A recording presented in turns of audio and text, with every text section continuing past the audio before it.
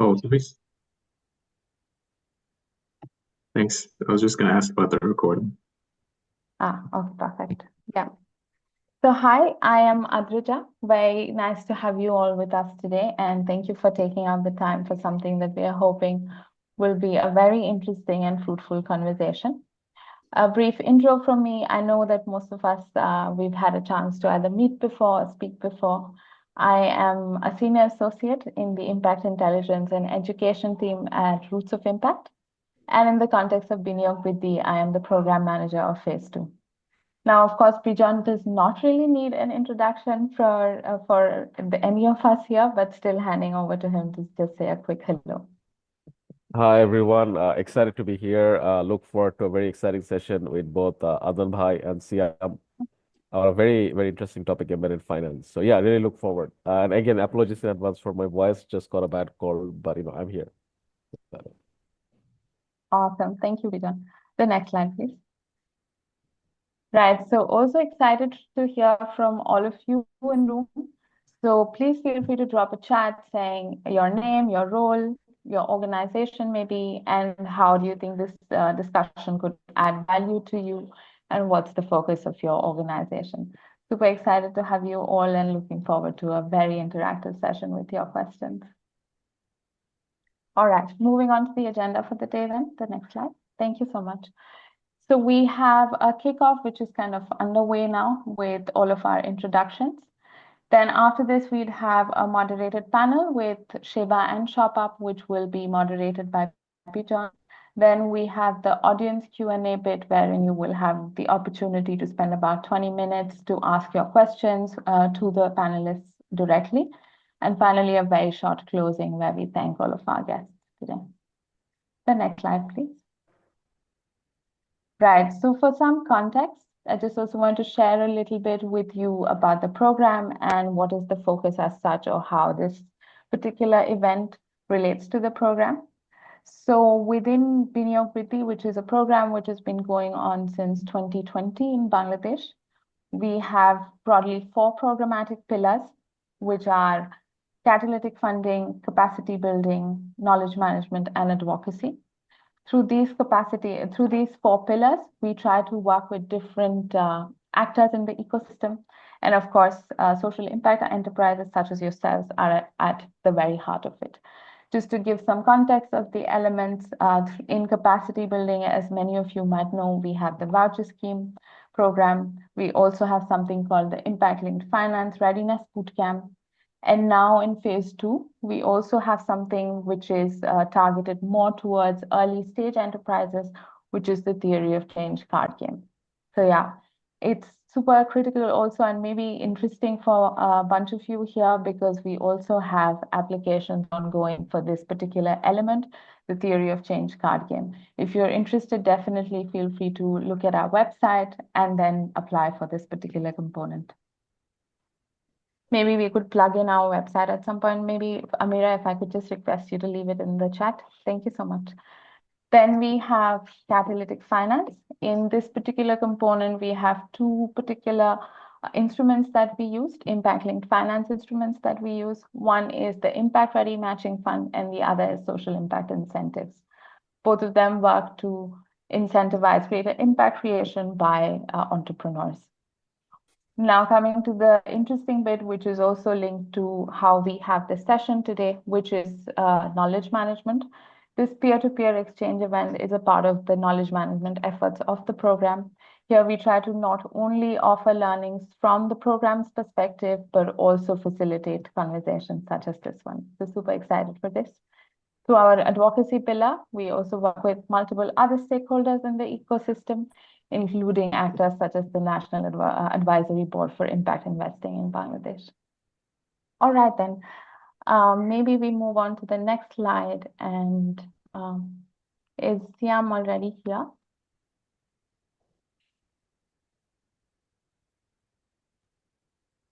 He said he's joining in a few minutes because his earlier meeting has been overrunning, but I'm being him again. All right.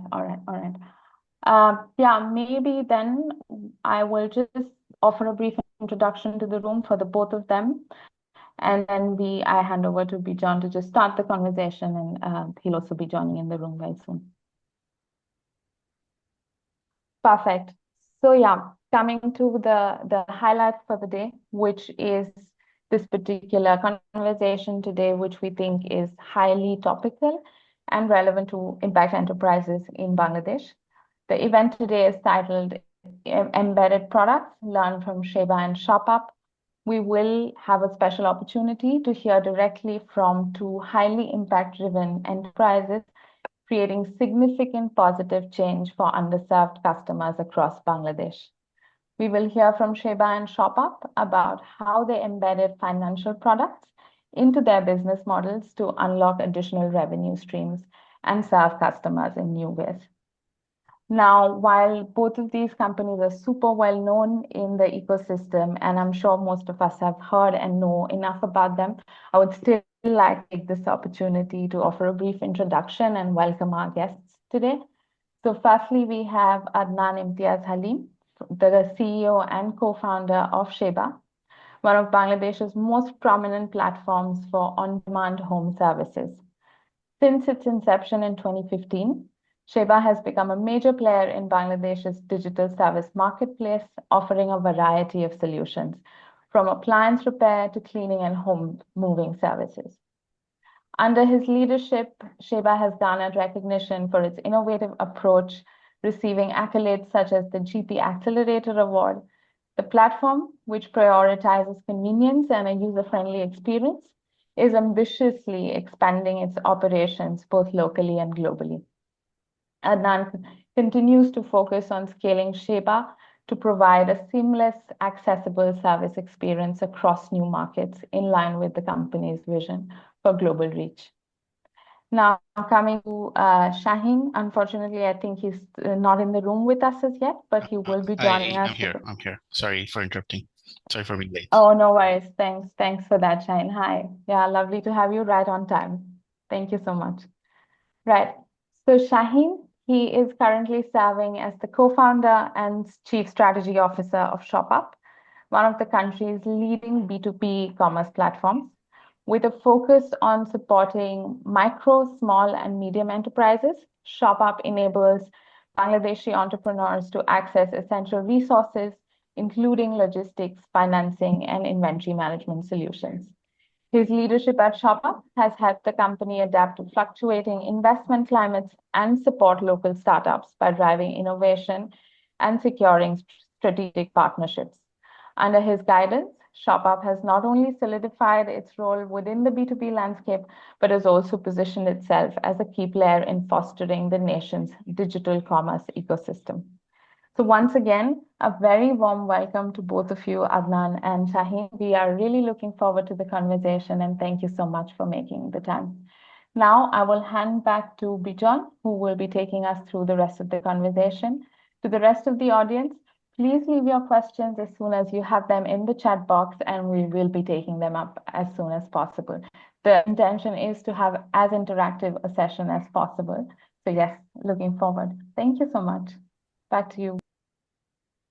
Thank you, Adrija and Adnan Bhai and Siam. Great to have both of you in the room today, and excited for this conversation.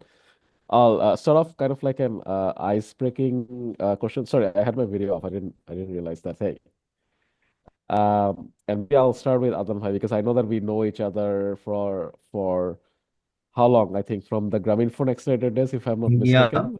I think almost 9 years now. Almost 9 years, coming back on a decade. I think and Siam, I think almost similar or even if not more, right? Yeah. It should be similar. I think when I entered university, I was just graduating the same alma mater.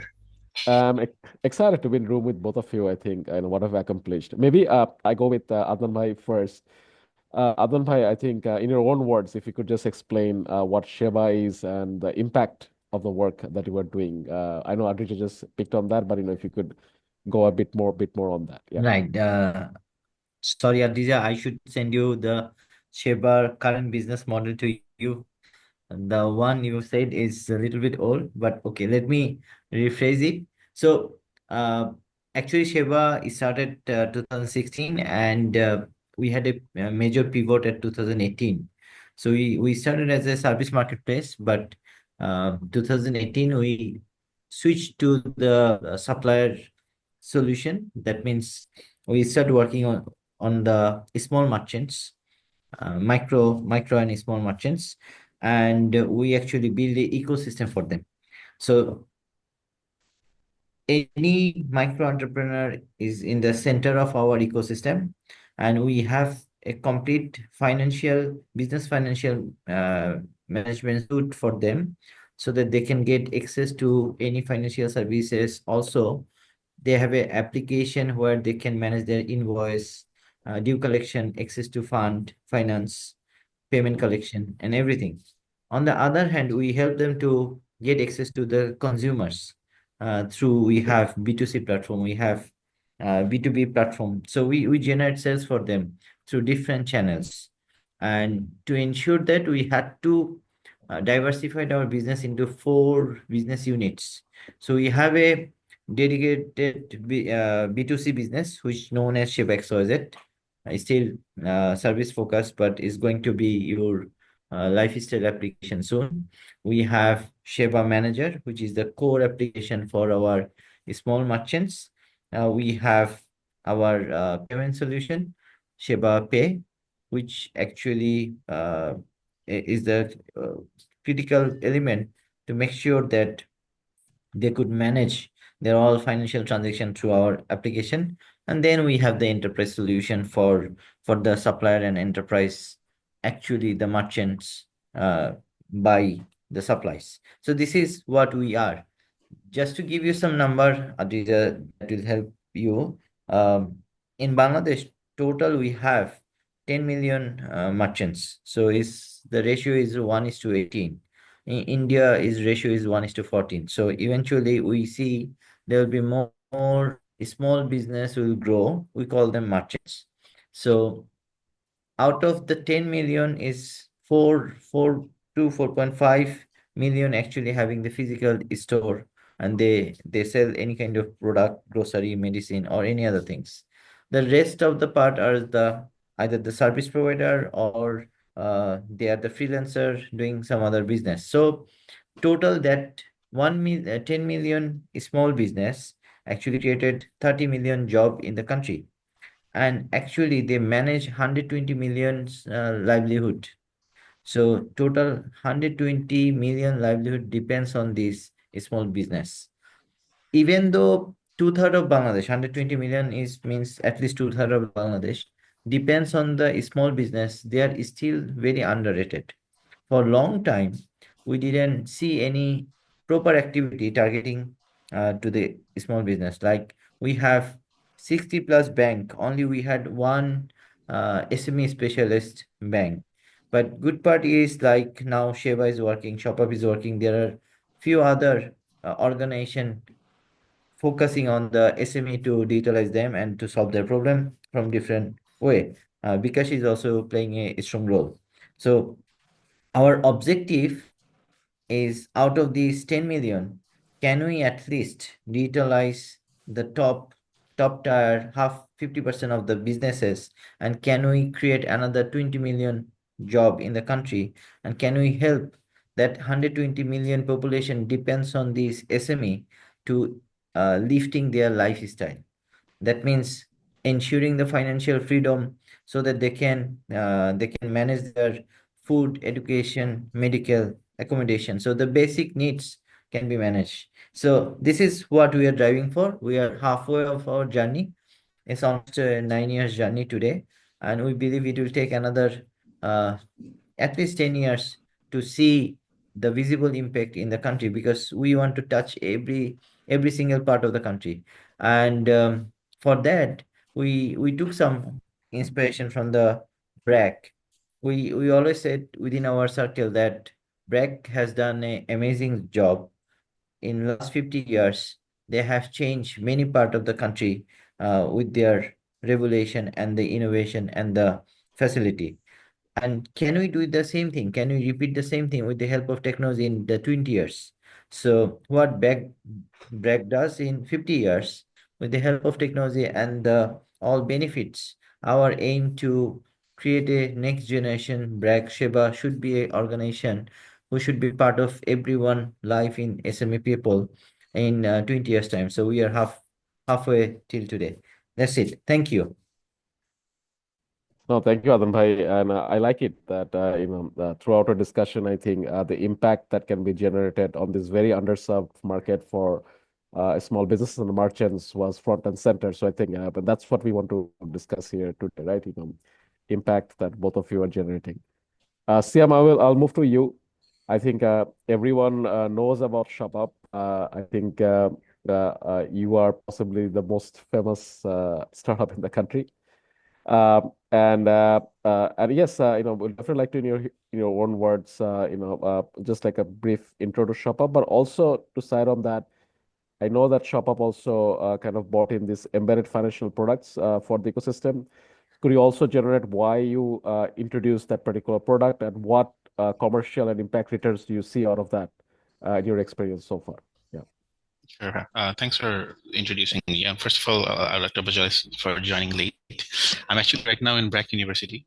I just finished the class and I just came here to join directly. So it might be semi-noisy. I really hope there is no background noise, but I'll start again. Let me know if that's a hindrance. So to tell you from the beginning, right? So at ShopUp, it's mainly a B2B platform that connects manufacturers, mills, and every other sort of producers that you have in the country with the retail base of Bangladesh. Now, what we do is we partner up with the manufacturers such as Unilever, Marico, and everyone else. This can be CPG goods or any other type of products, mostly CPG products. We also partner with mills and manufacturers, and we ensure the sourcing and delivery to the retail base of Bangladesh. These are like the small, medium enterprises that resell these goods. In doing so, we not only ensure the sourcing, but we also ensure the delivery of the products, on-time delivery, in any sort of situation, in any sort of area that we operate in. We also ensure the delivery. Doing this, once again, you realize that when working with the small and medium enterprises, there's a lot of restrictions that come from their side, and mostly in terms of capital. They have limited lifting capacity. Lifting by taking from manufacturer and keeping store. They have limited financing capacity because their access to capital is very, not only is it not accessible, but they're also overlooked by most of the traditional financial institutions that are operating. They usually look at one layer above that to distributors, but they don't go beyond distributors in a downward value chain. So that's where we come in. We work with these retailers. We are able to assess them. We are able to create a sort of KYC for them. And we are able to provide them with embedded financing. And what that basically means is the lifting that they do, the products that they store, the products that they purchase. We are not giving them cash directly to purchase these products. The products are delivered to them. We take cash when they're sold, but the price of the embedded financing is built into the price of the product itself. So this is basically how we have kind of embedded our financing model into our entire value chain. This is obviously not the first model that we started with, and this is like a long list of models that we tried. We went through it and we failed and we tried again. But the current model is this, and we are seeing a lot of success in this model.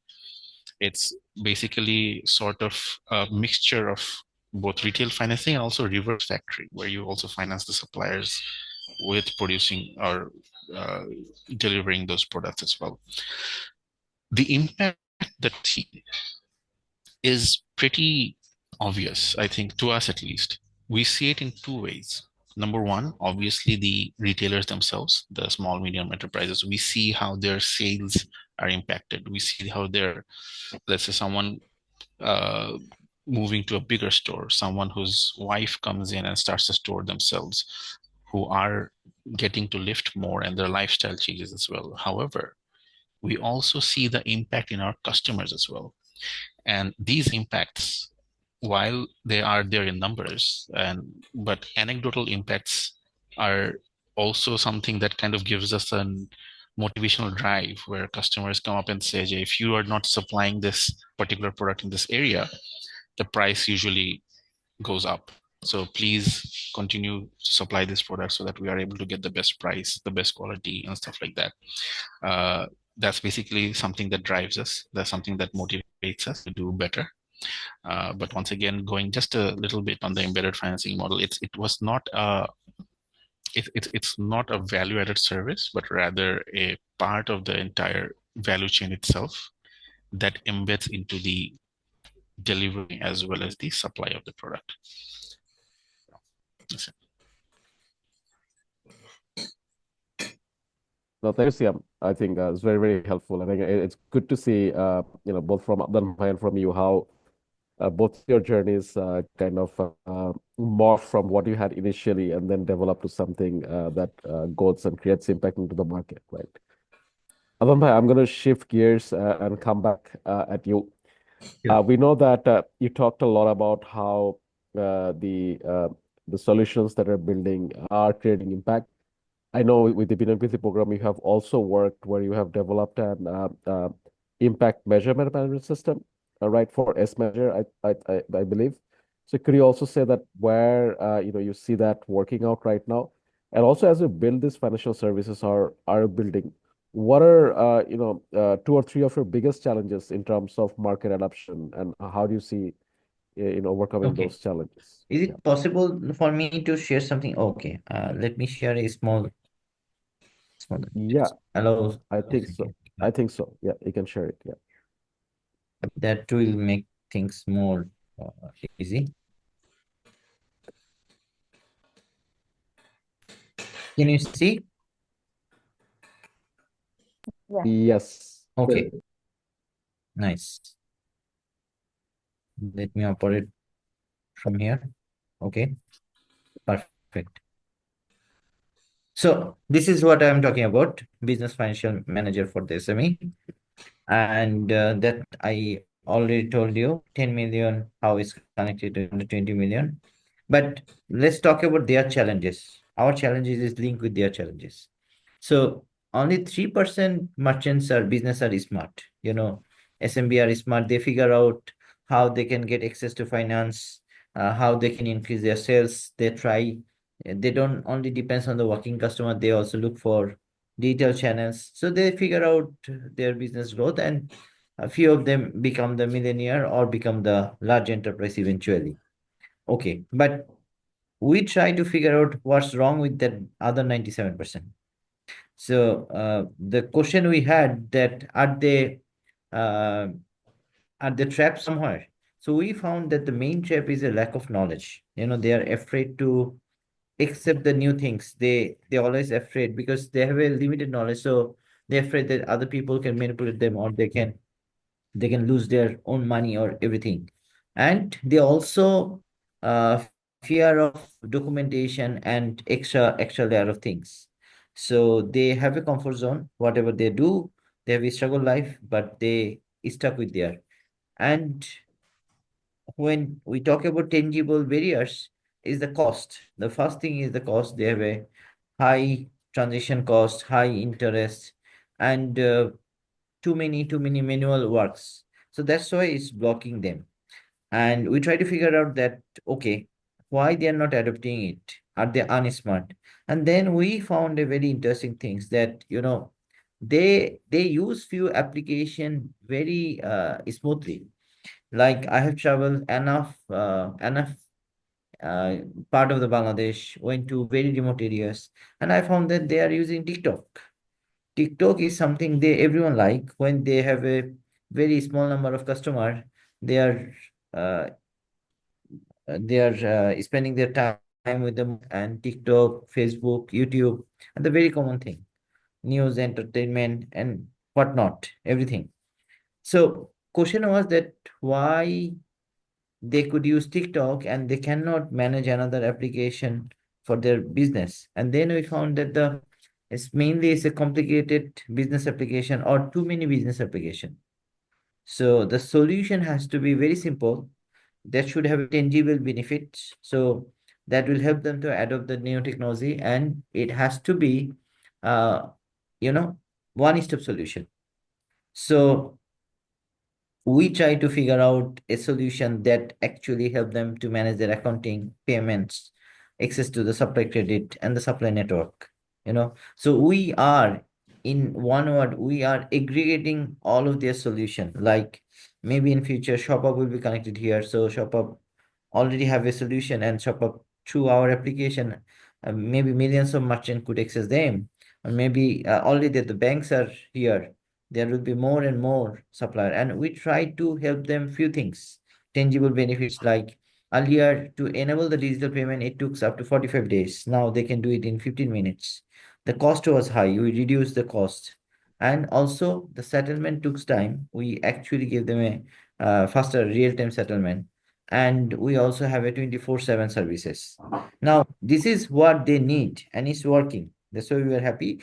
It's a complicated model at the back end, but very simplified at the front end. So this is what we do.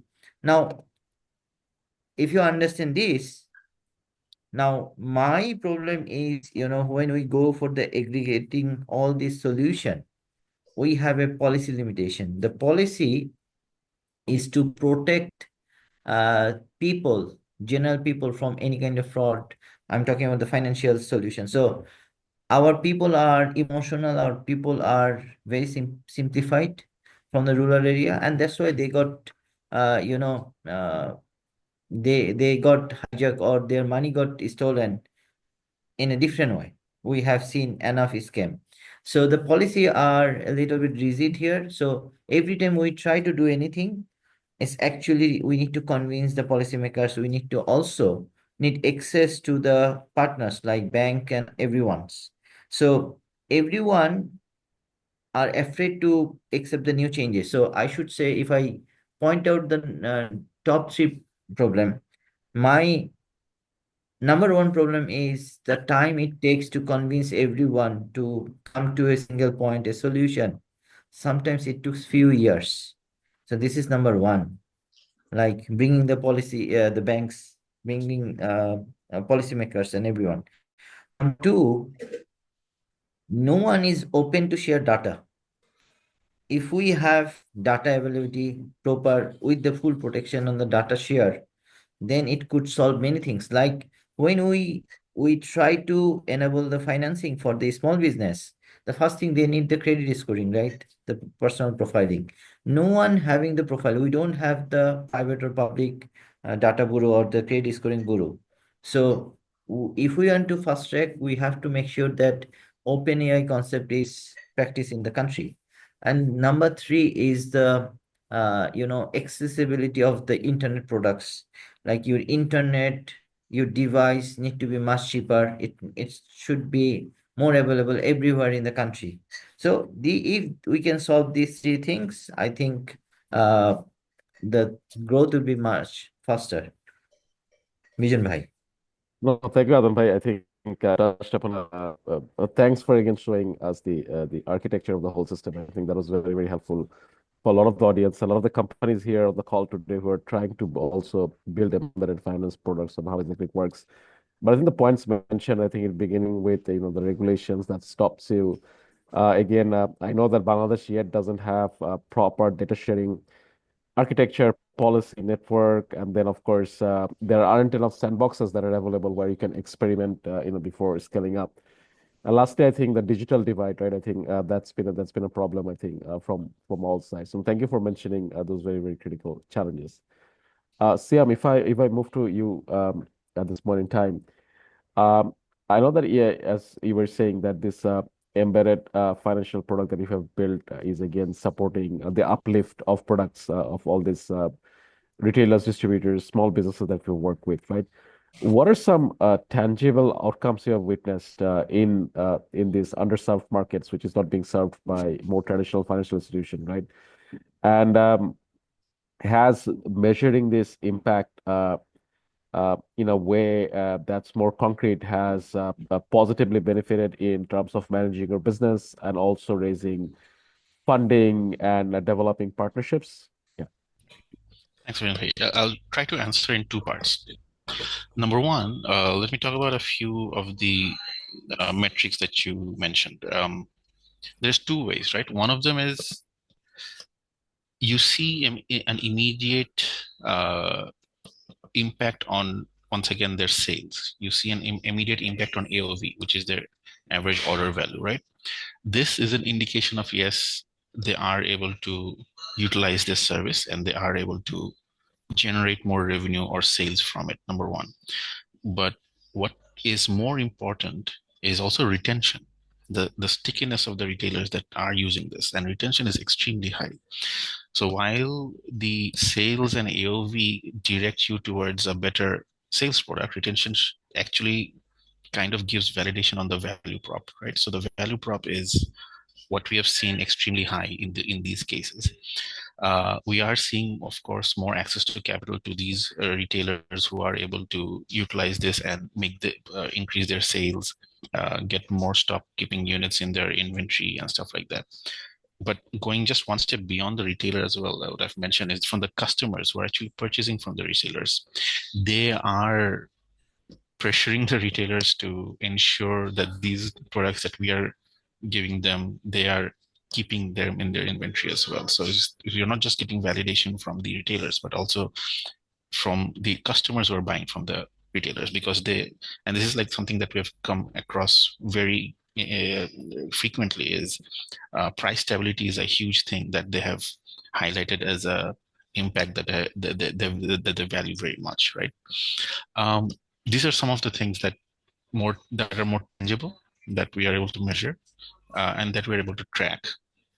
And how does this help us? Like you mentioned, fundraising and a few other things, right?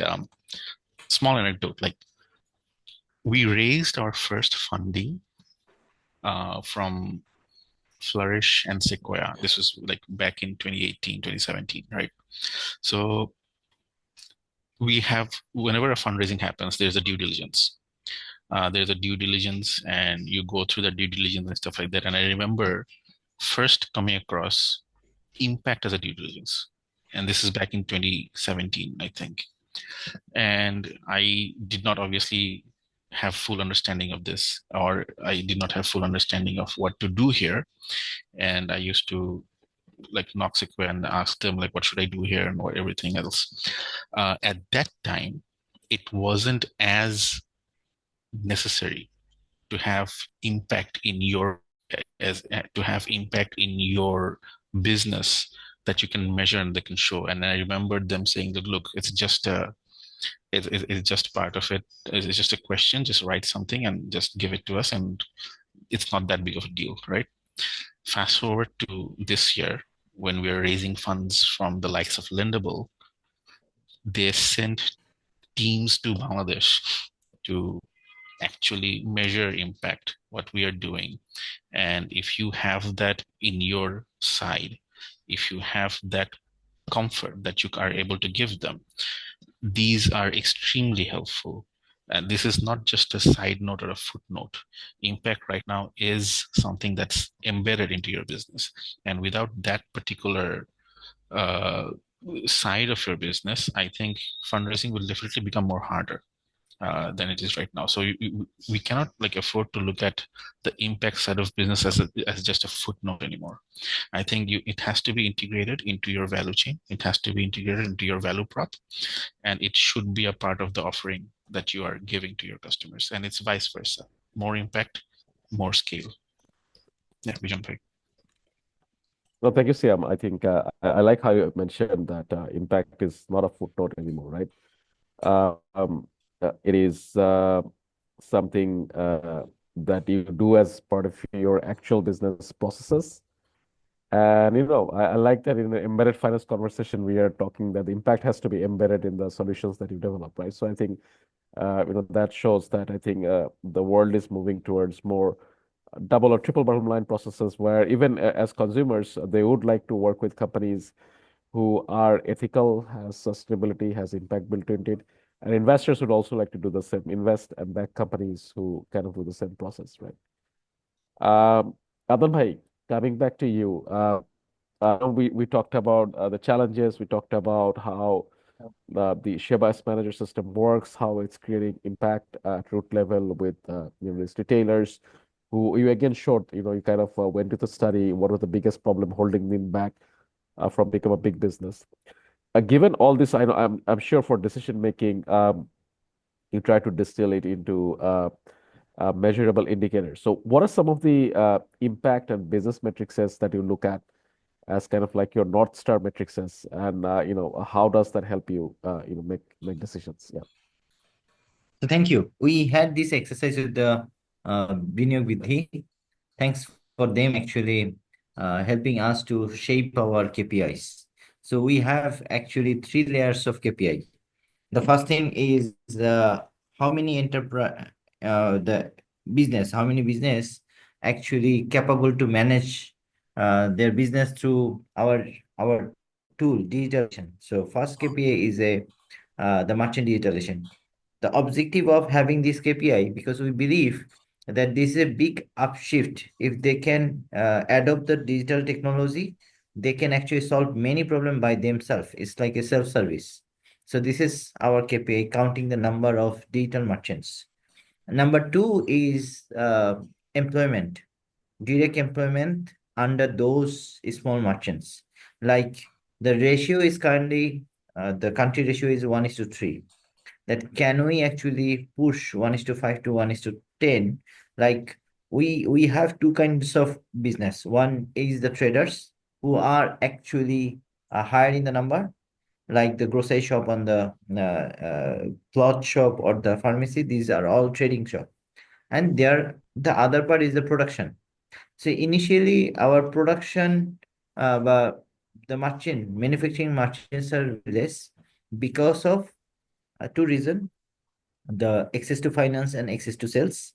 So we believe that if we can actually enable them digitally, slowly we'll see more number of merchant moving to the manufacturing if they don't have the access to finance and access to sales. So this is our second layer of the parameter, the employment.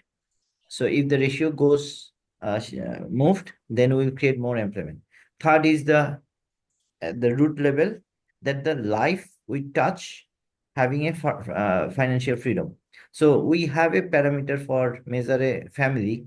So average we count a family is 4, is somewhere is a 2, at some places is more than 6, 7, 8, but average is 4. That their earning, is it sufficient to manage the 4 basic needs we aim? We cannot look for everything. We see with the 4 things is the food, medical, accommodation, and education. If any family, the employee of the under that entrepreneur can earn a sufficient money for the family, then it's the ultimate success. So if I summarize again, 3 layer: number of digital merchants. Number 2 is direct employment, salaried. Number 3 is earning per family of them to ensure the financial freedom. Well, thank you, Adam bhai. I think this is very, very useful, and I like that you kind of went beyond just output indicators. You actually saw what the outcome of the increased income is to that particular family, right? I think it shows it's more deep, and that allows you to really create value, because if that particular family, as you mentioned, does better, yeah, and they generate more income, and as a result of that, they're better.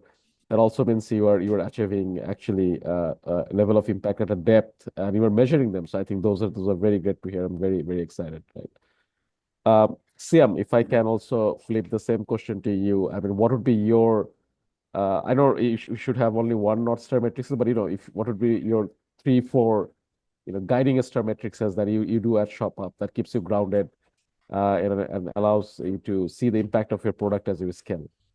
Right. So there are, like, on an operational level, there are obviously a few very obvious metrics, right? The things are like, for example, the capital that we disburse to each retailer, how are they turning it over, what are their sales that are increasing for each retailer, the NPLs of each retailer. These are like the very operational level that we measure on a day-to-day. But going beyond that, right, there are a few things that also help us kind of see the big picture. And this is the tonnage of food that we're able to get to the plates of the people, the lifestyle or the sale that is increasing for each of the retailers. How are we enabling the price stability of each of the products that we are supplying to the retailers and eventually to the customers? So we did this exercise where we ensured that around 10 crore people have somehow or one or another over the last 8 years have been able to enjoy the food that we have supplied through our supply chain at stable prices, the quality of the food. So these are like more North Star in the sense of things that we achieve towards for a greater purpose that help us understand why we are doing what we're doing, why we move every day, grind every day to make things happen.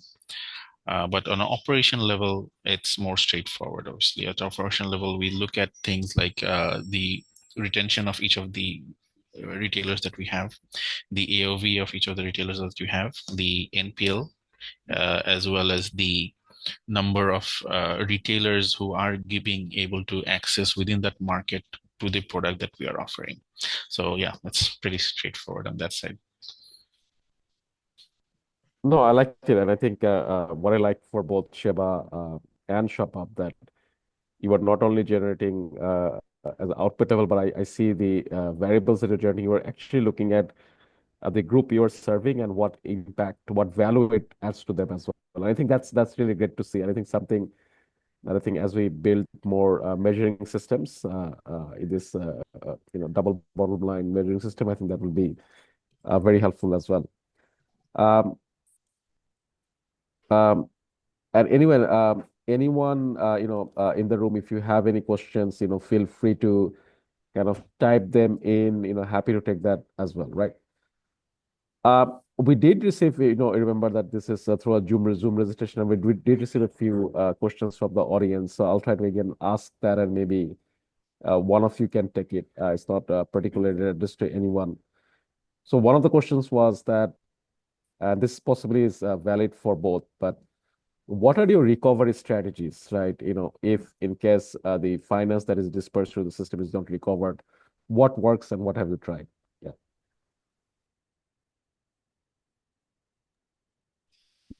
Whenever you ask me? No, anyone can take it, but yeah, Oh. go ahead. And then please. No, please go ahead. Sorry. Yeah. Okay, there's a few things that I want to add here, right? So embedded financing was not the first model we started. And once again, if I explain what embedded financing is, the cost of financing itself is built into the product. There were like multiple strategies we started with, right? We started with, if a retailer needs something, we are providing cash for them. There were multiple ways we would measure their KYC and everything else. What worked for us was not acting like a financial institution. We were not a financial institution that was giving capital to the retailers. We are a business partner giving products to the retailers. That has greatly increased our recovery. If you give someone a cash and if you are unable to measure what they're doing with the cash, the cycle of the cash, it's much harder to recover. What we have done, and this is the beauty of the embedded financing product, is we are working with suppliers directly to ensure that it's not cash, it's the product. And at the same time, we are controlling the product. If you are just a financer of the product, it's much harder to control the cash flow. So if you are controlling the product as well as you're collecting cash within your same ecosystem, it helps much better in the KYC, in the recovery of anything else. And once again, the second part of it is with data, right? I think we have enough data over the last 6-7 years that we are able to assess retailers much better than we were able to in the earlier stages. we are able to assess their capacity to repay. We are able to assess their sales and basically their business and identify which retailers will be going to be financing, right? And once again, it's not a day one thing. Both data and control are two of the mechanisms that we deploy to ensure our recovery. Well, thank you. And I think that's very, very useful, especially I think using the data to underwrite the whole thing, which possibly is the missing piece, which I think both Sheba and ShopUp is solving. Adnan bhai, if you also want Yeah. to give your response. So let me share a true story. So there was a survey at Singapore. So it's almost 20 years before a survey. The government was surveying to understand that what people are doing with the internet at that time. So one 76 years old woman were saying that I don't use internet. So then they said that what you use actually with your mobile phone. So they said that okay, generally I see the bus time before I start moving. So and then they figure out that the bus application just need the internet right at the back end. So the lady see what time the bus comes. So his house just beside the bus station. He just started 5 minutes before. So she was not aware that she is using the internet. So it's the same story. When we talk about the embedded finance, the embedded finance should be something that a user shouldn't bother about that they are using any fintech. It should be part of the things. Like I'm going to a restaurant, I like to have biryani and I don't want to bother that what spice they use, what element they use. I just want tasty biryani uh, to feel me to give me a good feeling. So embedded finance, when we talk about embedded finance, it starts from any financial solution. So when we see the Sheba, we don't want our user to think about finance. We want to see that they're doing their business. Like just to give you example, now they can uh you know give invoice to themselves. Either it's a due, it's a credit to the customer, or it's the cash, or it's a digital payment. They just need to see that's the invoice they're managing. When they need money, they will get a supply credit from the suppliers. They don't need to understand that how it works at the back end, how many banks work there, how their credit scoring happens. So to me, the true embedded finance will achieve when they will start thinking about banking. They will just use the application, or in future eventually I see that those application will be converted to AI agent who actually will be talk to the human and will guide them what they need to do. So this is what I see. This is what I'm trying to build. Embedded finance like oxygen. Yeah. No, thank you, Adnan bhai. I think I'm glad that you're also visualizing what's happening in the future, right? Where this is just not just credit, but it's like a whole suite of financial services, right? With more value addition. And, as you said, with the advent of artificial intelligence, a lot of this will become automated. And then, the whole bank is actually in your pocket through your applications and everything. I know that we are almost nearing the end of time. I think we have around 7 more minutes. I did want to open up the room to you a few questions. Well, we have received a few questions, but I think Tahmid from Hishabi also posted a series of questions in the chat board. But maybe we can try to answer some of this from the panelists. Yeah, so I'll leave to the panelists who wants to take this up. But if I read out the first question, which was, if a startup is just beginning, what are some of the key do's and don'ts for embedding impact-related frameworks into core business operations? Yeah, Adnan bhai or Siam, if Yeah, any one of I you can want to take go this first. part. Yeah, So sure. any startup when they will start, I think they just need to focus on a use case. The biggest use case is the biggest problem. So any severe level of pain point, if you can solve with a small tweaking, that's the best use case. A big pain point solving by a small tweaking. So if you look for that, automatically you will figure out the impacts in your work or projects. Thank you, Adnan bhai. Yeah. I And can take maybe, the second one. Sure, yeah, Siam, Vijay bhai. you can take the So second yeah, one. yeah. So the environment is shifting, by the way. More banks and NBFAs are open to it. So let me give you a little bit of feedback. So when we started, obviously, this sort of financing, the local banks and NBFIs, they were not willing to do. What we did was we secured like foreign debt for this. We wanted to do this through debt only, and we secured foreign debt. These foreign debt providers, we helped them to build the use cases. And then these use cases are things that the local banks and NBFIs would take comfort on. There were a few things, like for example, collateral, what would they collateralize and what would they value in terms of the value chain as well. But those are things that are more ironed out once you are able to show them the use case. The biggest blocker that you will face in front of these local banks and NBFIs is they will not be able to relate unless you show them that particular use case. So yeah, you even if like things are changing, for example, Citibank, we have started working with Citibank on these particular models.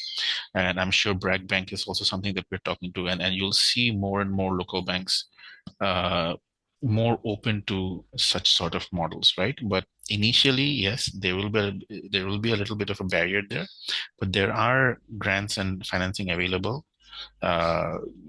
outside of the country that help you build use cases. The Gates Foundation was one of our biggest partners, where we built this entire financing model with the help of the Gates Foundation. We built the use case, we showed the use case to the local banks, and they have agreed to go ahead with this.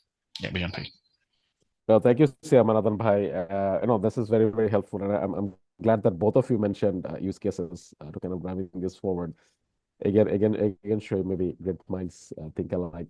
But yeah, I just wanted to move to the last two questions of the session. This one is for Adnan bhai, and the last one I'll go with Siam. Adnan bhai, you mentioned a very interesting point during your discussion that people don't like to give you data, right? But obviously, from your experiences, what are some of the solutions to that so that you can overcome that barrier and, in this case, understand your target group and customer better? Yeah, sorry, Vijay bhai, I missed a small part of the statement. Which Yeah, barrier? sorry. You mentioned that people don't like to give you data. So how at Sheba are you solving that or bridging that problem? Okay. So we call each data points as a node. Let's say you are X company, you have some data points. For example, to be very precise, like any organization like logistics company, they are a data node. They're sitting with enough data. Or like ShopUp is a data node to me, or the Sheba itself is a data node. So I believe the way we are trying to solve it, because we need more data. So one is the direct data collection, but for the better and faster growth, we need access to other data. So the way we are solving it by offering a win-win situation by the tri-party, because the data we are talking about is someone else's data, right? It's not Sheba's data or it's not the ShopUp's data. It's a third person's data, right? So that person's need to be protected, and also they need to see their benefits, why they will share their data. And then ShopUp, if I try to exchange data, ShopUp, I need to give a clear benefit to ShopUp and the benefit to the Sheba. So we started with that approach. We have some few good success. Like now the bank is sharing some data with us for the first time through the compliance way. Like few other companies started sharing data with us. Still is a few very early days, but I believe that this is how we can actually accelerate a little bit. But Bijan bhai, to be very honest, at this speed, I may need a century Yeah, I have to wait 100 years. So we need a framework to fast track it. Maybe my third generation will get the data. Inshallah. Hopefully, it will not be so. I'm sure with all of us, with Sheba and ShopUp leading the helm, this will be more commonplace. I think the last question of the session, I would go to Siam. I'm sorry that we're not being able to take a lot of questions. We actually received like more than 20 questions at this point through the Zoom and the chat here. But from the ShopUp's perspective, any recommendation? I think Ashik asked this one. How do you, increase your customer retention rates given the market is very, very competitive? Yeah. Right. There, there are two ways, right? Number one is exclusivity. We often have exclusive contracts with manufacturers. We often have exclusive contracts with mills and even some small producers as well, where we are able to have exclusivity on the products that we are giving to retailers, and that builds a natural retention on itself as well, right? But once again, embedded financing was one of the larger retention tools that we had in our value offering. The market is capital starved, right? And this is very evident. The market is capital starved. Now, if you have any sort of offering in terms of easing this pain, this access to capital, you will see like an immediate impact. However, this can be misleading, right? That money or that capital access that you're giving, it will have an immediate impact, but it should not be an isolated capital or an offering that you're giving as a value, right? It should be embedded inside your offering value that you're giving. And only then can you have like sustainable retention over time. If you are just giving capital to increase sales, it will definitely increase sales. It will be much more damaging in the long run. So once again, retention is through the offering that you're giving and as well as how you're giving it and to whom you're giving it. So once again, do not use it as a tool just to increase sales. Use it as a tool for improving the value prop that you're giving to the customers. Yeah, Bijan bhai. No, thank you. Thank you, Siam and Adan Bhai. Unfortunately, we are 2 minutes over time and won't be able to take all the questions, but I will be sure to forward this to the panelists and maybe they can return back sometime as well. I do want to give a big thank to both Adan Bhai and Siam making time. I know it's difficult, especially me personally knowing how busy your schedules can get. So really, really appreciate this taking the time to do this. I hand over back to Adrija to close the session. Thank you. Thank you so much. Yeah, this was an incredible session. Also, really appreciate the practicality of the insights and the fruitfulness of this discussion. It has been incredibly learning experience also from my perspective. So I'm sure you've given fantastic insights to the entrepreneurs in the room. On that note, I would like to invite all of us to at least share a virtual, like a celebration or like a clap to also acknowledge the time and the fantastic insights. Thank you so much, and hope to have many more such conversations. And please do get back to some of the questions, and I'm sure the participants will really appreciate it. Thank you again from Vinny and Priti. Bye. Bye. Thanks so much. Take care.